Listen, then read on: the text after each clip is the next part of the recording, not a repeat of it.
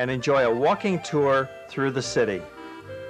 I welcome you to Lucerne, to the city near the lake, and to this walk we are going in a minute. My name is Helen, and I'm very pleased to show you some of the most interesting sights of our town. The town is situated at the lake of the four forest cantons. The name comes from the three cantons, the founder cantons, Uri, Schwyz and Unterwalden, and Lucerne, of course. And it has about 60,000 inhabitants here in Lucerne. It's the 8th biggest town of Switzerland. The house you are living in is a very famous one. It's a hotel ever since 150 years. But before, in the Middle Ages, it was the town hall, the first town hall. And later on also it was the reunion rooms for the guilds, for the Saffron Guild, for different guilds. And it was the house of the Council of War when they met during the Second World War. It was the house where the Dukes of Austria lived in, so very famous. And because it was a town hall, the square just nearby was the public court. And on this court also the Lucerne people swore the oath when they joined the three founder cantons, Uri, Schwyz and Unterwalden. It was in 1332. So you see, you stay in a very nice place. And also Lucerne is a very good place to stay for holidays. Sometimes it rains, but we also have more than 1,500 sunny hours average a year. And it rains, about, so we say 45 inches a year average. It's quite a lot. But even, and the temperature are around 47 Fahrenheit up to 86 Fahrenheit. So we go on the tour, on the city walk through the old town. So follow me, please. The square was a market square, a fish square, and later on a wine market square was called. And we think that this was the place of the beginning of Lucerne's little village. All the different paintings are showing what about I just was telling you. The guilds and the balance, the name. All the meetings are written on this house. It was painted around 1900 from Serafin Weingartner. He was the leader and the founder also, and the leader of the first school of art and craft. And you see people dressed up as it was in the Middle Ages in Lucerne, and some uniforms of the mercenaries also. So this was the place where the public court was, with a pillory on the side, and people got punished just right here on this court. We move a bit further, please. Near there is a McDonald's. McDonald's, just behind, across the road. So you can keep McDonald's, okay?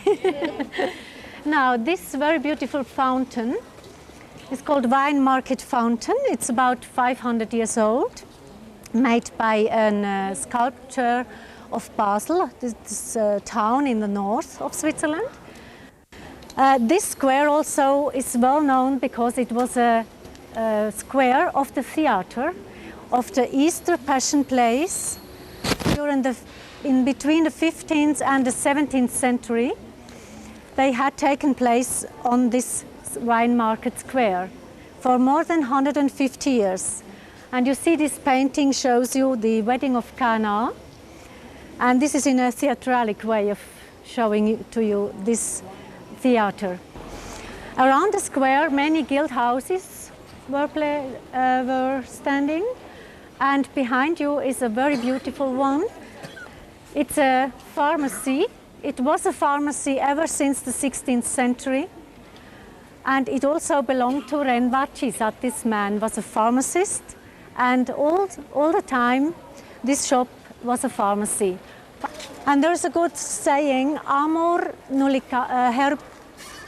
medicabilis nullis herbis, means pills were sold, powder for everything, mixtures, but there is no mixture for love. Okay, this was Wine Market Square, the meeting point of the people in the Middle Ages. And we move over to the Kornmarkt Square. I've told you that the Balance was the first town hall, and this is the town hall from 1626 it was built. Our town hall at the moment, it's an Italian Renaissance style with a Swiss roof. So have a good look, because this is unique in the world. The town hall was built by an Italian. Isenman was his name. And it served already in the earlier days for different things. Now underneath are the market halls, where there is a market every Tuesday and Saturday. And this floor is now for exhibitions and concerts and welcome drinks. It was a store, a magazine, where they sold butter, they sold material, they sold cereals. This is why it's called Kornmarkt Square. First floor is for civil weddings, and also the town council has its meetings in the first floor. Upstairs is the family who is looking after this building. And look at the nice mason work over there. It's from Italian workers. The tower stood before. It's a very old one. It's about more than 500 years. You see up the first third of the tower is very old. It's Gothic, still original. And it has Gothic windows. Behind is a new and an old chancellery. And then the rest was the top on 1612 around, with the four bays. It was a watch and a fire tower. It was not a part of the inside fortification anyway. Lucerne is a theater town as well as a music town. Richard Wagner, the composer, lived here for 6 years. He married his Cosima here in Lucerne in the Matthäus Church. He had 2 children here, and he lived in a little villa which is now the Museum of the Music Instruments, which is near the lake on the other side. Between the middle of the August until September, the International Music Festival takes place in Lucerne in the Art and Congress Hall, the music hall behind the station. And many well-known conductors and orchestras, of course, come here to Lucerne for this festival. Deer Square, the name from this square doesn't come from the animal deer, but it comes from one of the oldest restaurants in town, which is this restaurant Hirschen, it's called, Deer. You see the lovely Rococo inn sign, shows you a deer, and this is already in the 15th century. It was well known. Opposite it, it was the Golden Eagle, the restaurant on the other side. It was a place where also Johann Wolfgang Goethe stayed when he passed for Italy. And of course it changed the name. You see all these inn signs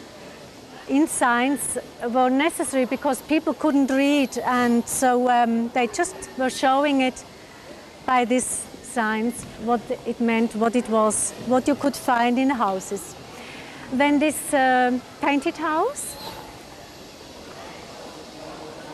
Maybe you already have noticed what it was. It was a jewelry The man was named Bossart, and he thought it was a good thing to show the people what his profession was, because he was a well-known jeweler. So he lived here and he let these paintings. Also from the same man, the Seraphim Weingartner, the man with a beard in this medaillon on the left side. And you see all the golden rings, they show you what it was here, what you could buy in this shop. On top the golden armor, but the arrow has gone, so be careful. One can easily get in love with this town, Lucerne.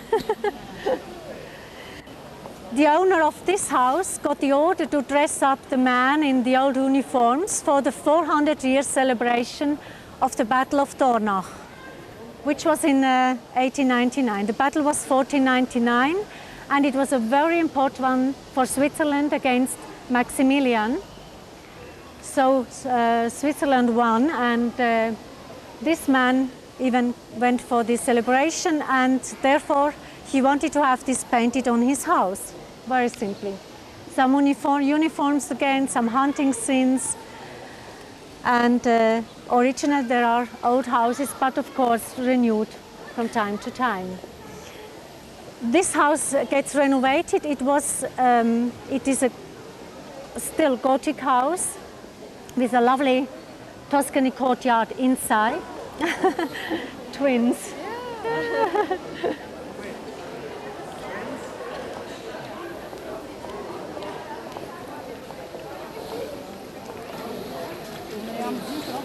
Many children, eh? Yeah. Yes. Also, many tourists are here with small children, with little. We move now to the Beckisgasse. This is a shopping lane. Shopping lane when you need anything, so you will find most of the things here. Well, Lucerne had two fortifications. We come to this story later on, but just to tell you that this is one of the towers still of the old music wall and of the towers from 700 years already, some of them. And this is the clock tower. It has the oldest clock in town. It's 450 years old, and because it's so old, it has the right to strike the hour 1 minute before all the other hours in town. Oh. Honor to the age. And we go further to the Star Square, please. Here, is it higher? Yes. In these shops, they are cheaper than there are others. Boutiques, they are more expensive, of course. Star Square, because many roads come together here like a star, and the place is surrounded by houses, special houses. First of all, the Stadtkeller. This is a restaurant. I know that you are here tonight. It's a restaurant where you can hear folklore music from Switzerland, yodeling, alphorn, and so on. And you will meet tonight in this restaurant. So I wish you a very pleasant evening already now. And on top of this restaurant is a very beautiful colored painted house, shows a worker family, and is talking about work, about bravery, and so on. And compared to this, we have a modern painting on this restaurant. It means Carnival in Lucerne is a very big festival where people get dressed up, wearing dresses, dancing in the roads, music all over. It's one big festival, and this shows you how it works. In Thursday morning at 5 o'clock it starts, and then it goes on and on until Wednesday, when everybody looks about the same pale as that mask over there. We move now to the Chapel Square.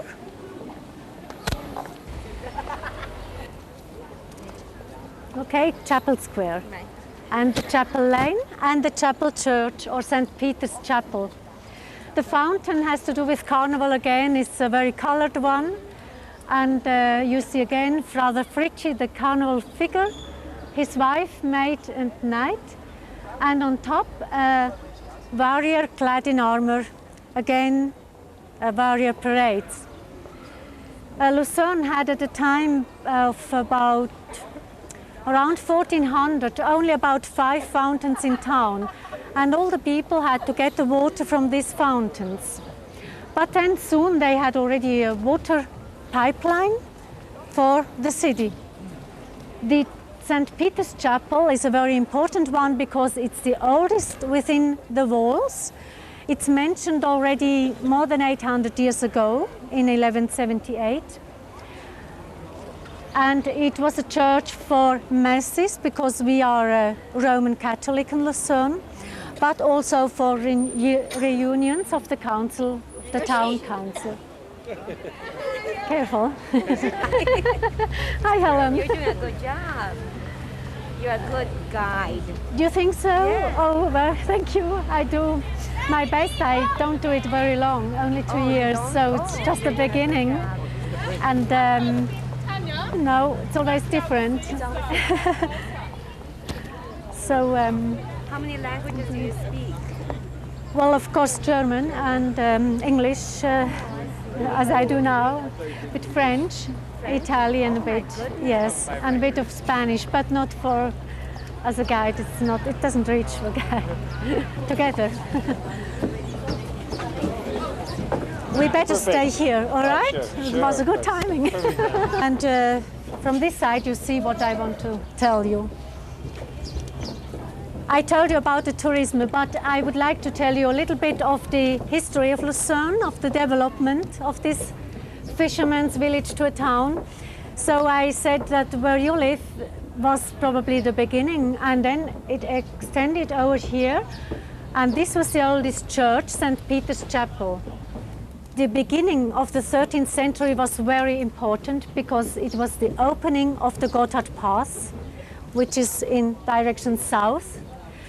Gotthard Pass opening was important for Lucerne because then the traffic went through Lucerne, and Lucerne became a commercial center from the north-south route. They brought spices and wine and silk from the south to the north, and from the north they brought wool and linen and weapons, and Lucerne had a very good time. Lucerne is part of the German-speaking. We speak dialect in the city. We speak Schweizerdeutsch, and almost each canton has its own dialect. And we have 26 cantons. And it's the biggest part. The German-speaking part is about 65%. French-speaking is in the west, is about 18%, and Italian-speaking about 10% in the south. So we are standing already on the landmark of Lucerne. Maybe you have seen it already from the outside. It's a landmark. It's the Chapel Bridge called. It's Europe's oldest covered wooden bridge, built in the beginning of the 14th century, so around 3020. We move now a bit further to the Kapellbrucke for the fortifications. The rain in Spain is also in Switzerland. In the Middle Ages there was rain in Lucerne, so people could, after all, walk along also when it's raining, so it's very practical. It keeps the waterway underneath as well as above. Yes. And of course, in the Middle Ages, up to the earlier days, the different boats brought not only the people from here to the end of the lake, but also the ware and the post, the letters and all this, to bring it by boat to the end of the lake to Lucerne, to the last station, and then over the Gotthard to Italy and southwards. Lucerne, of course, had to have a fortification because of the enemies. And this was the first one in the 12th century. this part, which is the left part, the right part of your side.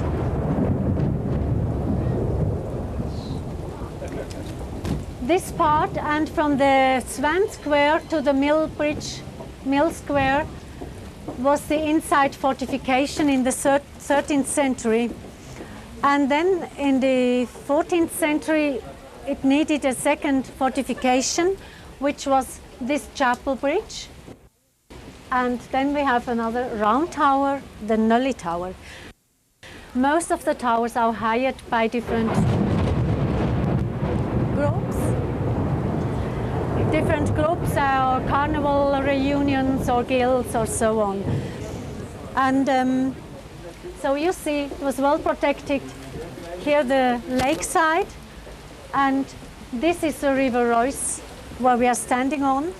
The river rises at the Gotthard, flows into the Aare, Rhine, and into the North Sea. So this is the River Reuss. So all the traffic